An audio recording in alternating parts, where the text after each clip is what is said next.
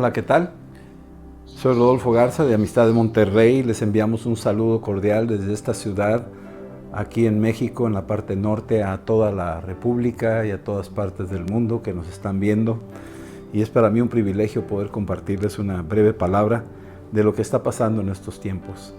Y me gustaría compartirles algo en especial referente a lo que todos ya sabemos del acontecimiento que nos aflige a todos, esta pandemia mundial. Un día me puse a analizar el origen de la palabra pánico y estando ahí en las puertas del Hades, ahí en Filipos de Cesarea, en Israel, tuve la oportunidad de estar ahí en esa misma puerta que se le conocía como las puertas del Hades, y ahí se adoraba a una deidad griega que se le conocía como Pánico, y la raíz de la palabra pánico, la raíz etimológica era pan, que era una deidad griega que era el terror de los bosques, el que hacía temblar y el que asustaba, el que aterrorizaba a la gente, ¿sí? Y esta palabra compuesta de pánico es el que aterroriza a las personas, el que las empanica, las hace sufrir, las hace mortificar, les produce ansiedad, les produce depresión y muchas otras cosas. Y luego viene la palabra pandemia, también tiene la misma raíz. Pan quiere decir sobre, demos todos. Estas dos palabras se componen y también tienen su raíz en lo mismo. Habla de esta angustia, esta opresión encima de todos, ¿sí? En alguna parte en Primera de Juan nos habla de que el mundo entero está bajo el maligno, y tenemos que entender que esto tiene que tener alguna conexión espiritual. No son cosas independientes, hay una raíz que están conectadas, de las cuales nosotros pues lamentablemente no hay discernimiento en la mayoría de la gente, y la iglesia padece también de discernimiento, y a veces no logramos discernir con precisión qué es lo que está atrás de todo esto. No es nada más un microorganismo, no es una conspiración, etcétera, como algunos quisieran membretarla o ponerle. Probablemente hay algo de verdad en alguna cosa u otra. Sin embargo, más atrás estamos hablando de una verdadera batalla espiritual, del enemigo eterno del hombre, que viene siendo el adversario, del cual vino Cristo a deshacer sus obras. Dice, para esto apareció el Hijo de Dios, para deshacer las obras del diablo. Yo quiero llevarte al libro de Éxodo en el capítulo 12, y quiero hablarte de algunas cosas que aquí tú y yo tendremos que descubrir porque son importantes para todos nosotros. Y al referirnos de estos acontecimientos, tenemos que entender que hay historias en la Biblia que nos refieren a estos acontecimientos que sucedieron en el pasado. Los tenemos en las plagas que afligieron a Egipto, las vemos también en las plagas que afligieron ahí en los tiempos de Samuel, cuando el arca fue llevada al templo de Dagón y Astarot, y ahí donde cayeron y hubo una plaga que afligió a todos los que habían retenido el arca y finalmente la soltaron. Y luego vemos otro tipo de eventos más adelante que suceden a lo largo de la Biblia. Pero yo quisiera hacerles menciones en particular de comprender un poco el alcance de estos acontecimientos. Uno de ellos, que es importante para todos nosotros, es comprender que, tanto como lo dice Mateo capítulo 7, que el hombre sabio edificó su casa sobre la roca y el necio sobre arena. Sin embargo, a los dos les pegó tanto la lluvia como los ríos como el viento. Así es que no es para sorprendernos que también a los cristianos nos aflijan estas cosas. Tenemos que tener un balance de no ser sobreexaltadamente victoriosos y llevarnos al exceso de pensar que estas cosas a los cristianos no nos pasan. Tenemos que entender que vivimos en un mundo caído. Jesús nos los dijo: en el mundo tendréis aflicción, pero ánimo, yo he vencido al mundo. Y esta es la clave de lo que queremos platicar, y esta es la clave de lo que yo quería compartir contigo, que hay beneficios en todo esto para el pueblo de Dios y debemos de aprovecharlo para la expansión del reino de Dios. Y esto es aquí donde entra la iglesia.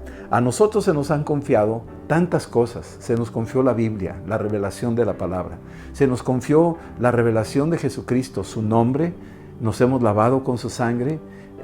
Lo podemos ahora sí recibir en nuestro corazón, lo tenemos en nuestro corazón, y tenemos también los dones del Espíritu Santo, que todo esto nos equipa de una manera para caminar en este mundo y ser testigos de Cristo. llevar adelante su evangelio en el poder de lo alto para que muchos se conviertan. Yo soy un testigo de eso. A mí me tocó el Señor de una manera sobrenatural y creo que a muchos de ustedes les pasó de igual manera.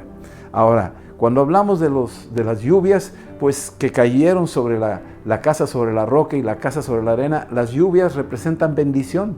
Es una gran bendición que llueva. Claro, necesitamos la lluvia, los campesinos requieren la lluvia, piden la lluvia. Sin embargo, demasiada lluvia no es tan bueno. Demasiada lluvia puede perjudicarnos, puede afligirnos, puede convertirse en ríos, se puede salir de control, se puede llevar casas enteras. Entonces, podríamos decir que el éxito se parece mucho a eso. El éxito, hasta cierto punto, la bendición es buena, pero si no la sabemos administrar y no la sabemos compartir, entonces estamos fallando en algo y puede revertirse hacia contra nosotros. Dios le dijo a Abraham: te bendeciré y serás de bendición. Así es que la bendición no era para que la retuviera Abraham, sino que la pudiera compartir. Creo que en estos tiempos Dios está diciendo: ya te he bendecido, ¿qué has hecho con la bendición que te he dado? Tal vez la iglesia se ha adormecido, se ha complacido a sí misma, se ha deleitado en sus éxitos, en sus grandes edificios y en sus grandes predicaciones y grandes eventos, pero al final de cuentas Dios está diciendo: ¿qué has hecho con todo lo que te confié? Te bendeciré y ahora te toca que tú seas de bendición. No te quedes con todo, porque eso es parte del plan de Dios. Entonces las lluvias pueden representar esa bendición, ese favor de Dios. Luego vienen los ríos, que finalmente son ríos que están golpeando contra la casa, diferentes corrientes, ideologías, diferentes tendencias, modas, aún dentro de la iglesia, algunas tendencias donde queremos hacerle así o asá para tener mayor éxito. Y yo quiero medirme en esto porque también los ríos están entrando en la iglesia. Recuerden lo que hizo Noé. Noé calafateó por dentro y por fuera el arca. Y parte de su propósito era para mantener a flote el arca. Nosotros como cristianos, como pastores, como líderes, debemos de calafatear la iglesia por dentro y por fuera. Con esta brea espiritual, en oración y en ayuno, vigilando de que esté totalmente bien cubierta la iglesia y evitando la infiltración de ideas del mundo o tendencias del mundo que pudiéramos perder rumbo si dejáramos entrar ese tipo de cosas. De esa es la función nuestra al estar en la iglesia. Continuamente poner alerta a la iglesia y llamarle atención. Los antiguos predicadores, los modernos, los de los siglos XVII, XVIII y XIX, que hablaban con fuerza, un Moody, o hablaban, ahí estamos hablando de Charles Swindoll y todos ellos que están hablando y compartiendo siempre una llamada de atención a corregir el rumbo, a no salirnos del camino, a tratar de corregir el rumbo. Y entonces, viendo todo este tipo de cosas, seguimos entendiendo de que esto es un tiempo, es benéfico, nos está poniendo a prueba, la fe nuestra está siendo probada. Y esta fe es buena. Dios llevó al pueblo de Israel 40 años para probar sus corazones y ver dónde se encontraban ellos. Y esto también, y hay que entenderlo, son de los caminos misteriosos de nuestro Dios. Sus caminos no son nuestros caminos, ni sus pensamientos nuestros pensamientos, pero al final de cuentas nos deja entrever ciertas cosas que son sumamente importantes. Y luego al final, en esta historia de Mateo 7, la parábola, son exactamente lo que significan los vientos, que son las fuerzas espirituales. Atrás de lo que conocemos como el coronavirus, creo que hay una fuerza espiritual, el que ha venido a robar, matar y destruir. Ha habido varias personas que han tenido visiones, gente que ha tenido sueños, donde han soñado leones en las calles, devorando a la gente. En estos tiempos han podido ver estas cosas en dimensiones espirituales. Gente que tienen un testimonio confiable, no son de esas personas que con cualquier cosa andan soñando cosas raras, sino que oyéndolos sé sus vidas, conozco su trasfondo y me doy cuenta que Dios de alguna forma nos está hablando a través de esto, diciéndonos que esta es en verdad una guerra espiritual. El adversario está viniendo con todo para robar, matar y destruir, pero nosotros estamos equipados con toda la armadura espiritual para liberar a los cautivos, sanar a los enfermos y echar fuera a los adversarios y establecer el reino de Dios donde quiera que Él nos llame. Este es un mensaje de ánimo para todos nosotros para poder tener esto. Ahora, en Éxodo capítulo 12, tenemos aquí tres cosas muy importantes de las cuales yo quiero hacer referencia. En el capítulo 12, cuando ya vino la última plaga, el faraón se hartó, perdió a su primogénito. Entonces mandó llamar allí a Moisés y Aarón, y allí en el capítulo 12, versículos del 30 al 33, les dijo: váyanse, ya no lo soportamos, ya nos hicieron trizas, la nación está totalmente devastada, nos damos cuenta que ustedes, el Dios de ustedes es el verdadero Dios, todos los demás dioses que tiene Egipto no sirven para nada y ustedes tienen el verdadero Dios, váyanse. De hecho, pidió el faraón: y oren por nosotros también.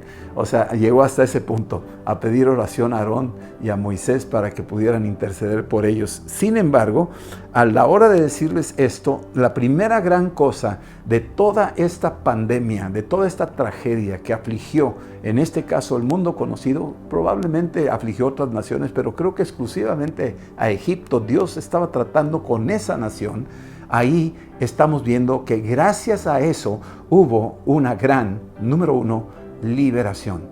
Hubo una liberación. Y esta liberación es sumamente importante.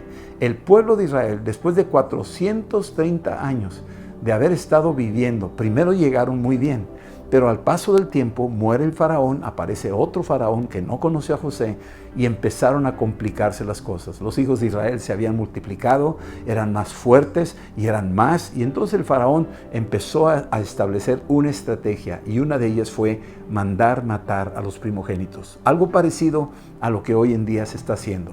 Hay una ley mundial de hacer abortos. Los gobiernos del mundo están promoviendo el aborto. Y esto lo estamos viendo. ¿Por qué lo están haciendo? Porque están eliminando a esas generaciones que se van a levantar como profetas, evangelistas, como pastores y maestros, y el adversario sabe que ya su tiempo está corto y está haciendo todo lo posible por eliminar a esta generación. Sin embargo, en medio de todo esto, Dios permitió todas estas diferentes plagas para que el faraón soltara al pueblo de Israel, y entre ellos a los que Dios más ama, que son a los bebés. Dios ama a los bebitos, Dios ama a los niños. Y entonces hubo una gran liberación. También lo podemos aplicar en esa liberación, nos liberó de los deseos de la carne. Ahora la carne no se enseñorea de nosotros. Ahora el Espíritu Santo nos ayuda a gobernar sobre la carne. Y el Espíritu supera y vence los deseos de la carne. La segunda cosa es los deseos de los ojos, que fue el origen del problema de Adán y Eva, cuando pudieron estar delante del árbol del bien y del mal, y los deseos de los ojos de Eva causaron que ella fuera seducida y comiera del fruto. Así es que tenemos también esta liberación de los deseos de los ojos, de los deseos de nuestra propia alma. Y luego la tercera es la vanagloria de este mundo. Tantas cosas que nos ha ofrecido el mundo, continuamente nos ofrece, y hoy en día en esta cuarentena nos damos cuenta que por más de lo que el mundo nos puede ofrecer, no podemos tomar nada de ello. Estamos totalmente recluidos. Esto es en todo el mundo. Y como llegamos a un punto de reflexión de decir realmente, como dijo ahí Eclesiastés, vanidad de vanidades, todo es vanidad. La vanagloria de este mundo es también vencida y nosotros somos liberados por medio de eso. El faraón le dijo a Moisés y a Aarón: váyanse, llévense a todo el pueblo, llévense a su ganado, llévense a sus niños. Y así fue. La segunda gran cosa y el segundo beneficio que yo veo en las Escrituras, en Éxodo 12, también me dice en el versículo 35 y 36, de algo que ya Dios le había dicho a Moisés en el capítulo 3, versículo 21. Les había dicho: ¿saben qué? Cuando ustedes salgan de Egipto, le van a pedir a los egipcios que les den todos los tesoros. Ustedes se los van a pedir y ellos se los van a dar. Y así fue. Ya cuando salieron de la liberación, cuando el faraón les dijo, váyanse, fueron liberados, la segunda cosa que sucedió fue que se acordaron de eso y fueron con los egipcios, y ahí con los egipcios tomaron todo aquello que pudieran recoger.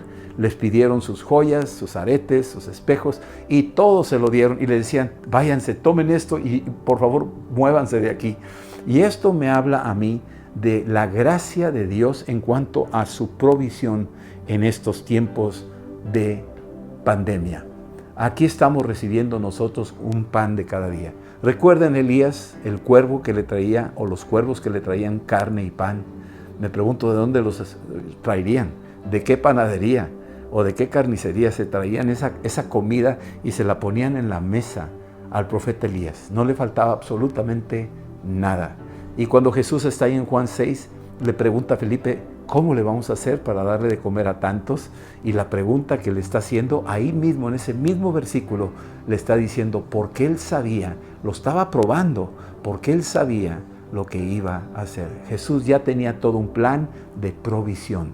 Y yo quiero decirte que si tú no tienes trabajo, que si tú no tienes comida a la cena o en el refrigerador, te vas a sorprender la fidelidad de Dios. No quiero hablar palabras elocuentes y así demasiado fantasiosas. Yo quiero hablar de lo que sé que Dios es capaz de hacer. Él va a suplir todas tus necesidades. Él va a traer sus riquezas en gloria conforme a todo lo que Él es. Él es capaz de hacerlo. Y esta es la segunda cosa, fue la provisión sobrenatural. En alguna parte en Lucas 11 dice, pedid y se os dará. Y en otra parte dice que pidamos conforme a su corazón, no pidamos egoístamente. Dice ahí en Santiago 4, pedís y no recibís porque pedís mal, solamente para satisfacer vuestros propios deseos mezquinos. Así es que tenemos que ser sabios a la hora de pedir. ¿Para qué quieres lo que estás pidiendo? ¿Para qué lo quieres? Si lo quieres para ti nada más, o como decíamos al principio, lo vas a repartir, lo vas a compartir. Dios quiere que así sea, que tú lo compartas con otros. Y la tercera y última cosa, ya vimos la primera, liberación. La segunda, la provisión sobrenatural. Y la tercera fue el avivamiento. En Éxodo 12:38 nos dice que salieron junto con el pueblo de Israel gente de otros pueblos, otras naciones. Sin duda muchos de los egipcios se dieron cuenta que el Dios de Israel era el verdadero Dios. Creo yo que en este tiempo de pandemia, muchos pueblos están encontrándose con el Dios verdadero. ¿Recuerdan a Jonás cuando estaba en el barco y vino la tempestad por causa de Jonás? ¿Qué hacían los marineros? Cada quien le pedía a sus dioses, cada quien estaba buscando que sus dioses atendieran la súplica, pero el Dios no contestaba nada, absolutamente. El Dios nuestro, el Dios de Abraham, de Isaac y de Jacob, sí es el Dios. Él puede hacer las tempestades y las puede calmar. Así es que cuando estos marineros supieron que era Jonás el responsable, tuvieron temor, porque se dieron cuenta que sus diosesitos de minúscula no tenían nada que ofrecer. Ahorita, hoy en día, mucha gente pide a diferentes dioses, a diferentes deidades, y se están dando cuenta que sus dioses, sus dagones, están cayendo. Tienen ojos, no pueden ver; tienen boca, no pueden hablar; tienen oídos, no pueden oír. Estos ídolos que diferentes religiones del mundo tienen, se van a dar cuenta tarde que temprano que si no es el Dios de Abraham, de Isaac y de Jacob, el Dios de la Biblia, Jesucristo de Nazaret, el que dijo, yo soy, el que me ha visto a mí, ha visto al Padre. Y en otra parte dice en Juan 10:30, mi Padre y yo uno somos. Tenemos que reconocer que Jesús es Dios hecho hombre y habitó entre nosotros, y hoy está a la diestra del Padre.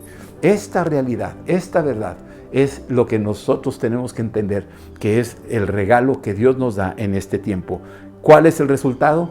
Mucha gente dejará sus ídolos, dejará de andar en esas ideas equivocadas de ocultismo o de astrología o de ovnis o de otras cosas que los han estado engañando los demonios. Ahora esta gente va a volver en sí y va a empezar a decir, ellos tienen el Dios verdadero, vámonos con ellos. Dice ahí en el Éxodo 12:38, y fueron muchos de otras naciones acompañando al pueblo de Israel. De manera que estos pueblos, tribus y naciones cruzaron junto con los judíos el Mar Rojo. Para mí eso es avivamiento. Eso es un despertar mundial. Sí, va a haber quebrantamiento. Definitivamente, en esta tercera fase del avivamiento va a haber quebrantamiento. Aún dentro de la iglesia va a haber quebrantamiento. Es necesario. Acuérdense de los cántaros de Gedeón. Se tuvieron que quebrar. También va a haber un despertar, como en los tiempos de Zorobabel. Dios va a despertar los espíritus, va a despertar a los líderes, va a despertar a los gobernantes del mundo. Los va a despertar como a Nabucodonosor. Ese despertar ya viene en camino. Estos gobiernos que tenemos que no saben ni para dónde y lo que dicen ni lo entienden ellos mismos, Dios va a despertar. Dios va a hacer algo sobrenatural en sus vidas. Tenemos que orar, tenemos que interceder hasta que venga la revelación de que el Dios verdadero es el Dios de la Biblia. Y luego, número 3, viene el cumplimiento profético. Porque dice que al final de los tiempos recogerá de todos los rincones de la tierra a todos aquellos que eran escogidos de parte de Dios y los llevará con Él. Y ese es nuestro anhelo. Y esa es nuestra gran oportunidad en este tiempo. Así es que el Señor les bendiga, que el Señor les guíe, les ayude y el Señor prospere en todo lo que ustedes hagan. Tengamos buen ánimo en estas cosas. Liberación ya nos ha sido dada. Muchos están siendo liberados en esta hora. Número 2, estamos recibiendo la provisión de toda buena dádiva, de todas las cosas.